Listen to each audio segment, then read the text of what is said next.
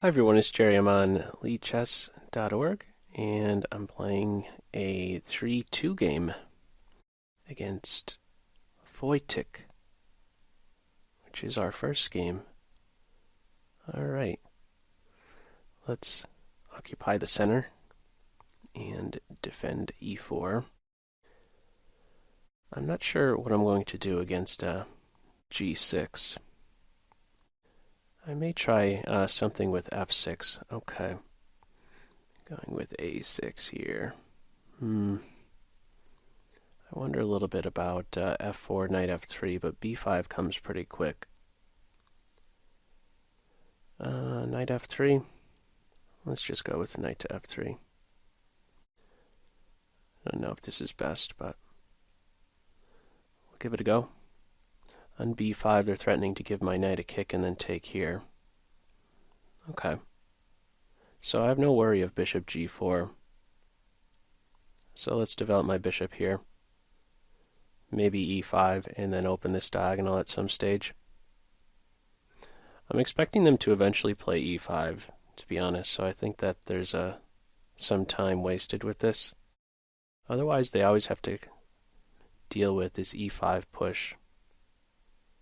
And that said, maybe I should opt for queen e2 first, instead of the routine castles. Kingside. May end up still going kingside, but I want to be in a position to play e5 if they play knight d7. So I could kingside castle. I probably should, because they're quick to maybe expand. If b5, I think that's the moment to play here. Maybe I do this no matter what black does. This is probably top candidate move. Let's do this before they establish a pawn here. This just opens up the position for so many pieces. Bishop, knight, queen. Can make use of e4 and threaten mate, so that's pretty serious. May even be good to do that right now. Another consideration is to transfer my knight to the king side, make use of e4 before d5 is played. But what about a queen transfer? I think it's worthwhile to get this in. And if they play g6, I have bishop h6. f5 is a very serious... well, it's a weakening move. It could be played. f5 takes, then knight takes to defend mate and protect e6. So they've weakened their king side with this. f6 and h6 has my attention. Bishop h6, they have to play knight g7.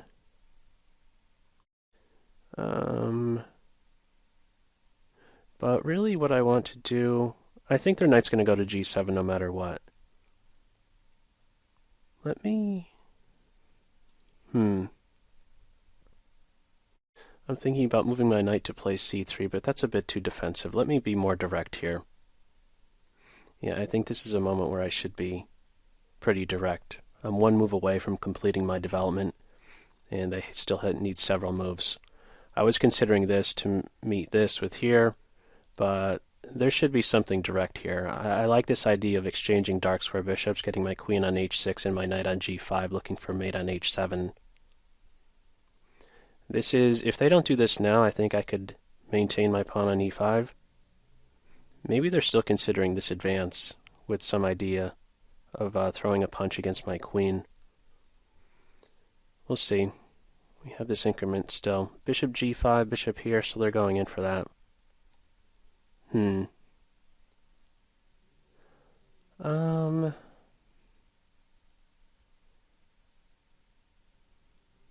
Okay. I guess I have to take here. I am helping them to develop some. Okay.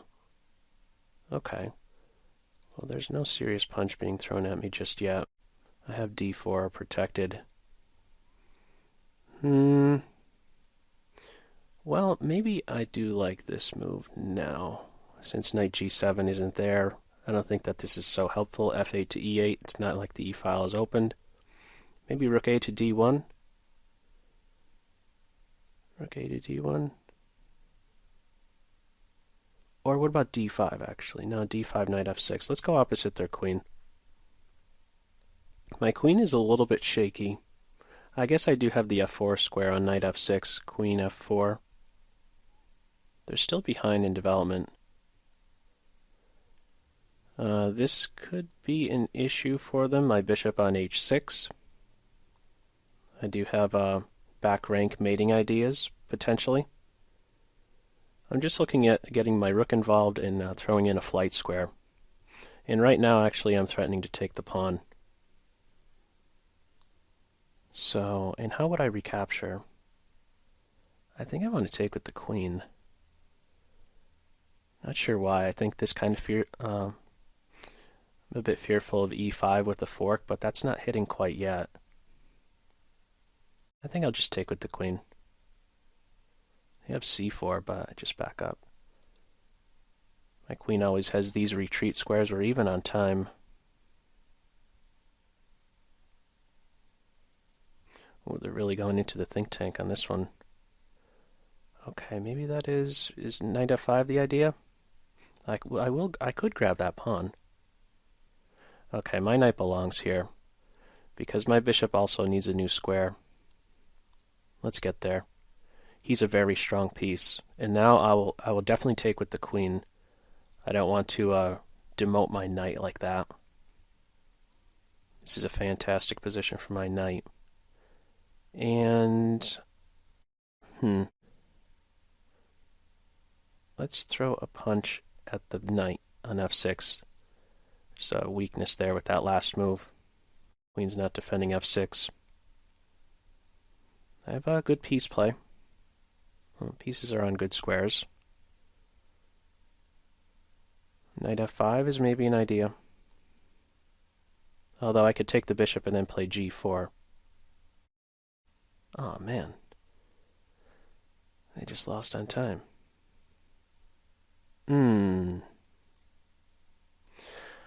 Okay, right when things were heating up there. Well, that's not the greatest end result to a game. Let's see. I felt like I was in the better position here before I look at it with the computer. Getting this in right here. C5. Yeah, again, my other consideration was, if I just bring this up here, don't want the arrows. Okay, there's no arrow stuff just yet. Yeah, my other consideration was knight here to meet this with this, and on takes, you know. Basically, I keep my e5 pawn, in other words. Okay, now the arrows are coming up. Let's just keep them off for a moment. I think this was another idea. Although, you don't, just for that moment, the computer was calling out for bishop h6. I must be the better side here, because I just have the space advantage and a lead in development. And I don't see that this is a case of a pawn being overextended in any way. It is in no way a liability. Black is on the retreat, and it's white who's throwing punches and black who is having to react. This was the other move to consider. Yeah, this is certainly a big move, because if I'm retreating, then this lead that I have time-wise, position-wise on the board, you know, they could close it up, and time is not so much of a factor anymore. I would still be the preferred side, I believe, but I don't think that I would retreat my queen. I believe I would keep the position open because I have better development. So I'm willing to keep I want the position to open up to make better use of my developed pieces. So they could play f5, and on takes, the knight recaptures, defending h7, defending e6, and now I have to make a move with the queen. Yeah, and now I could just simply retreat like this. And he has some pressure on him, and it's not quite sure where this knight belongs. These guys, there's only one good square for a knight here, and it's on f6. I guess this is a possibility. Knight h4 into f4. Maybe. But my minor pieces are really drifting towards the king side, and I still like my position, even though this might be a nice square for black to pivot about on. I don't know. Yeah, this knight g5 move is maybe pretty serious, no? If he goes straight in, maybe I could play queen e3. I don't know, rook retreat, and then think about striking here and here. Yeah, this could be serious. Given some time, if I'm not acting quick to try and get in a knight g5 move, like let's say going here, if they have time to somehow get the other knight to f4, that can be a great bother, but does black really have the time to do that? I don't think so. So anyhow, I just want to look at this other alternative that I thought was possible in the game. I was certainly going to capture, keep the position open, and then go from here. Knight to e4, because he doesn't really have much of a purpose on c3. And bishop maybe somewhere. Yeah, I'm looking to go towards the king side, keep the position open. So, yeah, I thought maybe after, I'm not really a big fan of e6. Maybe they could have tried knight here within this advance. However, I'm getting an e5 real quick. And then maybe I could even think about this kind of a pawn sack. Yeah, definitely like this. I don't know. I guess this is an alternative as well. But this seemed a little bit slow. Bishop to e7. They let me build up for this e5 advance. We'll see what the computer says, but right around here, I still like my position. I think better is to take and then play b5, bishop here. Compare this position with what happened in the game where I played knight to e5, and I was able to easily challenge the strong bishop on b7. This is maybe not so much of an inconvenience for my bishop to play to e2, because I will get my knight to e5, and I will find a good way to get my bishop activated. As it stands right now, this diagonal is not such a, he's not really doing so much. He's biting on a rock. But, yeah, they ended up not such an anticlimactic ending there, just a loss on time in a position that was just starting to get really interesting. But let's see what the computer is saying throughout. It's only giving a slight pull. Where were there maybe some tactics? Yeah, okay, so after knight there, what is it suggesting? Putting on the arrows. It wants to take first, and then play knight here. But we avoid the exchange. Knight b4. Rook to d1. No, I don't know if I'm really so much a fan of this. Allowing the knight to hunt down my light square bishop. I must admit, I'd be a bit more inclined to just take here. And yeah, I do like this idea of c4, because my concern once again in this position is the knight looking to exchange himself off for my light square bishop. Knight c5. So c4 striking at the center, allowing a retreat for the bishop.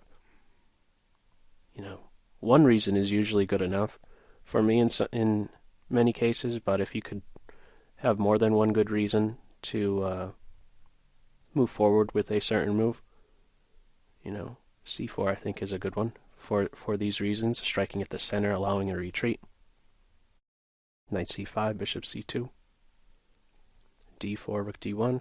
Yeah, pretty natural moves. Getting the pieces working, avoiding the knight for bishop exchange. So this was an alternative if we did have a capture on e5. takes, knight here, I would take again, and then strike at the center. But he went in reverse right away on the e5 push, and this allows a pretty significant advantage. Bishop h6 it wants to go with. I didn't see what the great follow-up would be after knight here. Well, it just wants to take a step out of the way, queen f4, making way for knight here. Oh, additionally, this keeps pressure on d6, this queen f4 move. So there is no c5 strike, because I could take. I didn't recognize this idea. You know, during the game, what was the reasoning I kind of expressed for playing bishop to h6? I thought, well, he's going to go here anyway. You know, bishop h6 isn't winning the rook. You know, he has to go here anyhow to reroute, but with this move, you're pulling the knight away from the defensive d6.